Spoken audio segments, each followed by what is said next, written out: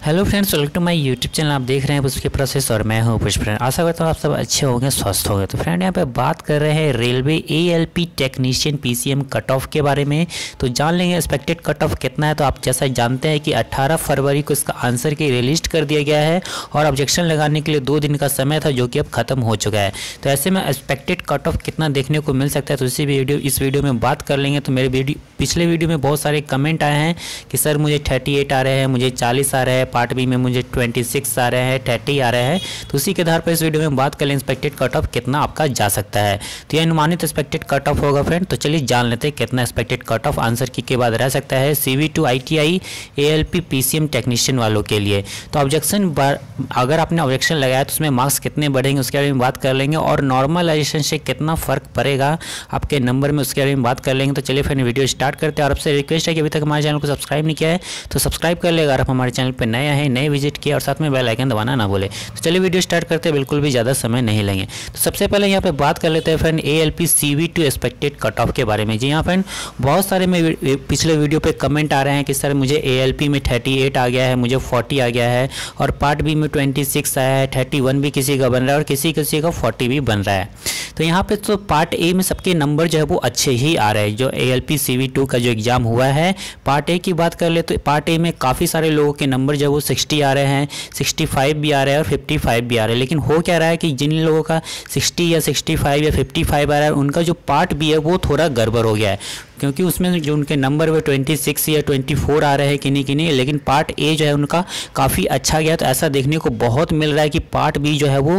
काफ़ी लगता है कि पेपर जो लेवल था वो काफ़ी हार्ड था, जिस वजह से जो नंबर है वो 24, 25 के आसपास आ रहे हैं। लेकिन बहुत से यूज़र ऐसे हैं, जो बहुत से स्टूडेंट ऐसे जिनके नंबर जो वो 31 यानी कि 30 प्लस भी बहुत सारे स्टूडेंट के नंबर जो है पार्ट बी में आ रहा है। तो पार्ट बी में जो था वो ट्रेड से क्वेश्चन था, यानी कि जिस भी ट्रेड में आपने फॉर्म भरा था वहाँ से क्वेश्चन पूछा गया था।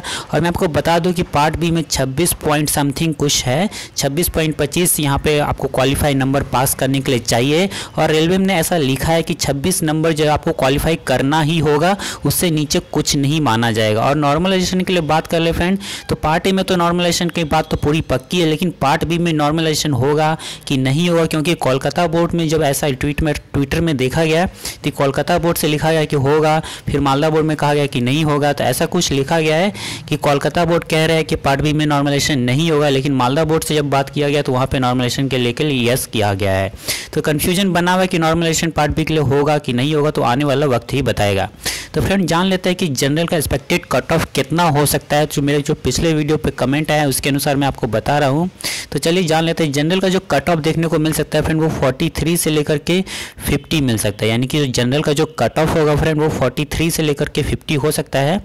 43 यानी कि बहुत सारे स्टूडेंट का नंबर जब 43 से 50 के बीच में एवरेज के तौर पे मैं आपको बता रहा हूँ कि अगर आप जनरल में कैटेगरी में आपका नंबर 43 से 50 के बीच में आ रहा है तो आप अपने आप को सेफ मानकर चल सकते हो, क्योंकि अभी नॉर्मलाइजेशन होना बाकी है। तो हो सकता है उसमें नंबर आपके और कुछ बढ़ जाए। अगर आपने हार्ड लेवल में पेपर दिया है तो आपके नंबर ज़्यादा बनने के चांस हो जाते हैं।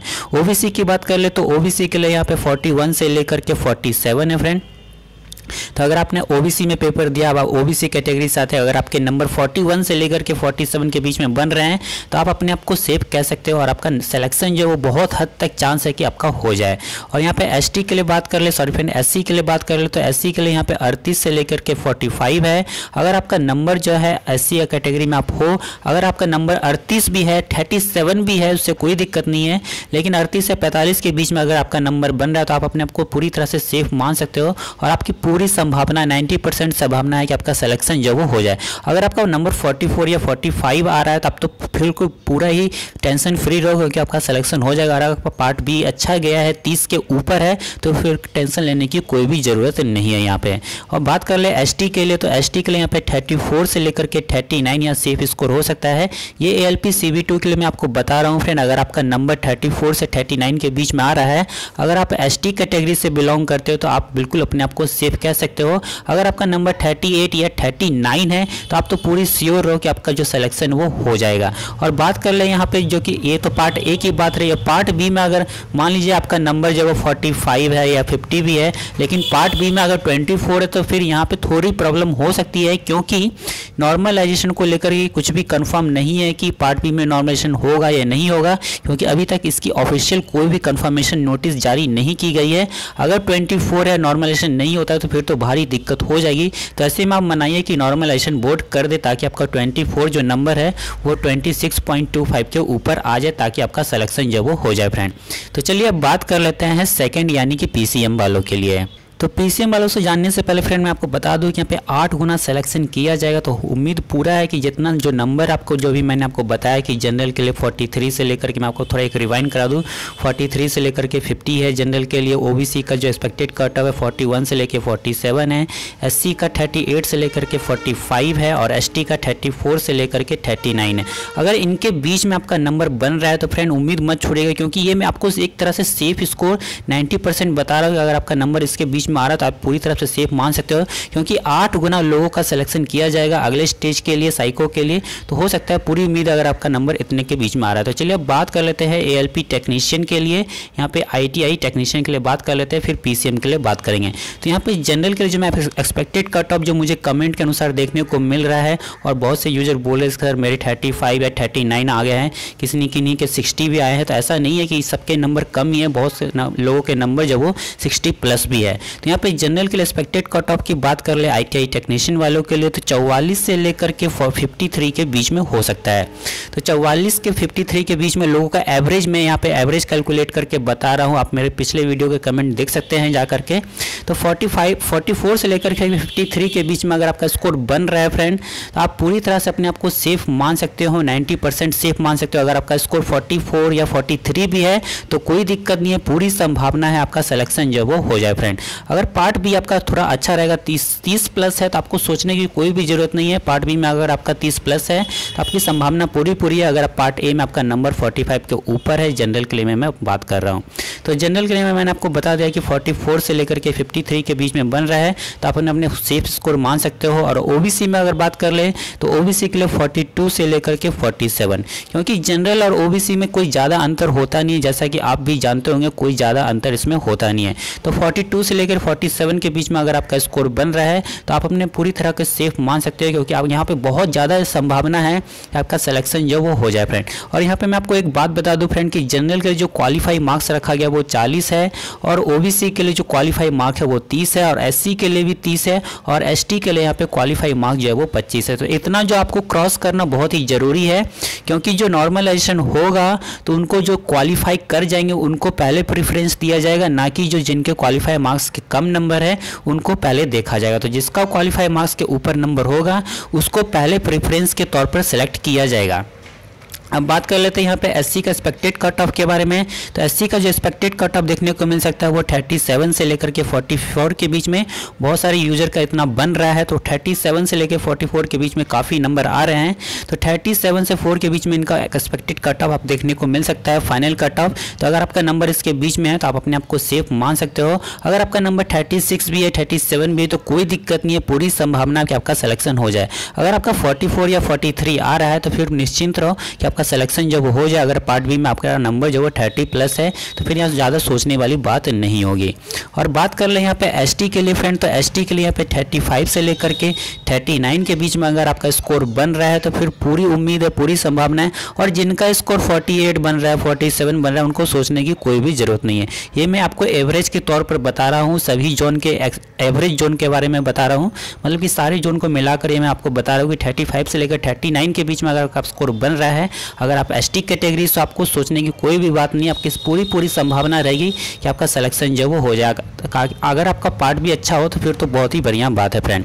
तो चलिए अब बात कर लेते हैं पीसीएम वालों के लिए, तो उनका एक्सपेक्टेड कट ऑफ कितना हो सकता है। तो यहाँ पे सबसे ज़्यादा एक्सपेक्टेड कट ऑफ जो आपको देखने को मिल सकता है वो पीसीएम वालों को ही मिलेगा, यानी कि 10+2 जिन्होंने एग्जाम दिया है पीसीएम कैटेगरी से, तो उनको जब जो कैटेगरी होगा यहाँ पे, क्योंकि सीट कम थी इस वजह से एक्सपेक्टेड कट ऑफ जो आपको देखने को ज़्यादा मिल सकता है। आपको बुरी लगे मेरी बात, लेकिन यहाँ पे एक्सपेक्टेड कट ऑफ ज़्यादा देखने को मिल सकता है, क्योंकि बहुत से लोगों का नंबर जो वो 60 प्लस ही देखने को मिला है। जहाँ तक मुझे कमेंट मिला है उस यहाँ पे 60 प्लस ही देखने को मिला है। तो हो सकता है यहाँ पे जो एवरेज है वो आपको ज़्यादा जाए। तो मैं आपको जनरल के लिए बता दूँ कि एक्सपेक्टेड कट ऑफ जो रह सकता है वो 62 से लेकर मिनिमम आपको बता रहा हूँ कि कम से कम तो 62 रहेगा ही, और 62 से लेकर 69 के बीच में एक्सपेक्टेड कट ऑफ आपको देखने को मिल सकता है। ये मैं आपको एवरेज एक्सपेक्टेड कट ऑफ बता रहा हूँ, कम से कम आपको 62 देखने को मिलेगा ही। तो 62 से लेकर के 69 के बीच में अगर आपका स्कोर बन रहा है तो आप सेफ अपने आप को कह सकते हो। अगर आपका स्कोर 68 69 बन रहा है तो आप पूरी तरह से निश्चिंत रहो कि आपका सिलेक्शन जो वो हो जाए फ्रेंड। तो यहाँ पे एक चीज़ ध्यान देने वाली बात यह है फ्रेंड कि अगर आपने ITI कि आपका साइको तो होगा नहीं, क्योंकि जो ALP वाले हैं उन्हीं का साइको होगा, क्योंकि प्रेफरेंस आपने दिया हुआ है ITI टेक्नीशियन के लिए। तो अब बात कर लेते हैं यहाँ पे OBC के लिए। तो OBC के लिए एक्सपेक्टेड कट ऑफ जो होगा वो 42 से लेकर के 47 के बीच में हो सकता है, क्योंकि यहाँ पे सॉरी फ्रेंड यहाँ पे एक गलती होगी। OBC का जो एक्सपेक्टेड कट ऑफ होगा वो देखने को मिल सकता है 60 से लेकर के 67, और जनरल का जो मैंने आपको बताया था वो 62 से लेकर के 69, क्योंकि ये PCM वालों के लिए बात हो रहा है फ्रेंड। तो जनरल के लिए 62 से 69 के बीच में, और OBC के लिए 60 से 67 के बीच में, क्योंकि जनरल OBC में कुछ ज़्यादा अंतर होता नहीं है। तो आपको इतना ही एक्सपेक्टेड कट ऑफ देखने को मिल सकता है फ्रेंड। इसमें ज़्यादा कुछ फेरबदल होने वाला है नहीं है, 2-3 नंबर आगे पीछे हो सकता है। ये एवरेज जोन की मैं बात कर रहा हूँ। हो सकता है किसी जोन में जो एवरेज किसी जोन में आपको नंबर जो वो 60 से कम देखने को मिल सकता है, वो भी ज़्यादा कम देखने को नहीं मिलेगा, और इसके ऊपर ही आपको मैक्सिमम जोन में कट ऑफ जो आपको 62 से जनरल के लिए ऊपर ही देखने को मिलेगा, और OBC में भी 60 से ऊपर ही देखने को मिलेगा। और यहाँ पे SC के लिए बात कर ले तो SC का जो एक्सपेक्टेड कट ऑफ हो सकता है PCM वालों के लिए वो 57 से ऊपर ही मिलेगा। 57 से 63 के बीच में आपको एक्सपेक्टेड कट ऑफ देखने को मिल सकता है जब फाइनल कट ऑफ इसका रिजल्ट आएगा तब। और ST के लिए बात कर ले तो ST का जो एक्सपेक्टेड कट ऑफ देखने को मिल सकता है वो मिलेगा आपको 54 से लेकर के 60 के बीच में। तो ये मैं आपको PCM के लिए बता रहा हूँ, तो मैं आपको एक बार अच्छे से बता देता हूँ। जनरल के लिए 62 से लेकर के 69, OBC के लिए 60 से लेकर के 67, और SC के लिए बात कर ले तो 57 से लेकर के 63 के बीच में अगर आपका स्कोर है तो आप पूरी तरह से सेफ मान सकते हो अपने आप को। अगर आपका स्कोर 63 या 62 है तो आप बिल्कुल पूरी तरह निश्चिंत रहो, आपका सिलेक्शन जो वो हो जाएगा। 57 में 90% चांस है कि आपका संभावित है, लेकिन बहुत हद तक चांस है कि आपका सिलेक्शन 57 में अगर हम नंबर आ रहा है तब भी आपका चांसेस है बहुत कि आपका हो जाए, क्योंकि हो सकता है आपके जोन का पेपर का लेवल हार्ड हो, इस वजह से आपका सिलेक्शन हो जाए। तो ऐसा भी संभव है फ्रेंड। अब बात कर ले ST की, तो ST में यहाँ जो कट ऑफ हो सकता है वो 54 से आपको ऊपर ही देखने को मिलेगा। 54 से 60 के बीच में एक्सपेक्टेड कट ऑफ जा सकता है। ये मैं आपको मिनिमम बता रहा हूँ, इससे कम जाने की बहुत ही कम चांस है कि 54 से नीचे कट ऑफ जाए ST के लिए। किसी भी कैटेगरी जितना भी मैंने आपको बताया इससे नीचे कट ऑफ जाने के बहुत ही कम चांस है। जितना मैंने ये मिनिमम लिख दिया है इसके आपको ऊपर ही देखने को एक्सपेक्टेड कट ऑफ मिलेगा फ्रेंड। तो आई होप फ्रेंड वीडियो आपको अच्छा लगा। वीडियो अच्छा लगा तो वीडियो को लाइक कर देना फ्रेंड, और ज़्यादा से ज़्यादा इस वीडियो को शेयर कर देना, ताकि जो लोग भी एक्सपेक्टेड कट ऑफ के बारे में जानना चाहते हैं उनके इसके बारे में पता लग जाए। तो अपने दोस्तों के साथ वीडियो शेयर करना ना भूले, और इस वीडियो अगर पसंद आए तो वीडियो को लाइक कर देना, हमारे चैनल को सब्सक्राइब कर लेना, क्योंकि मैं इसी तरह की पल पल की अपडेट आपको देता रहता हूँ और जुड़ी हुई जानकारी एक्सपेक्टेड कट ऑफ के बारे में आपको बताता रहता हूँ। तो चलिए फिर मैं मिलता हूँ आपसे अगले वीडियो में। वीडियो देखने के लिए धन्यवाद।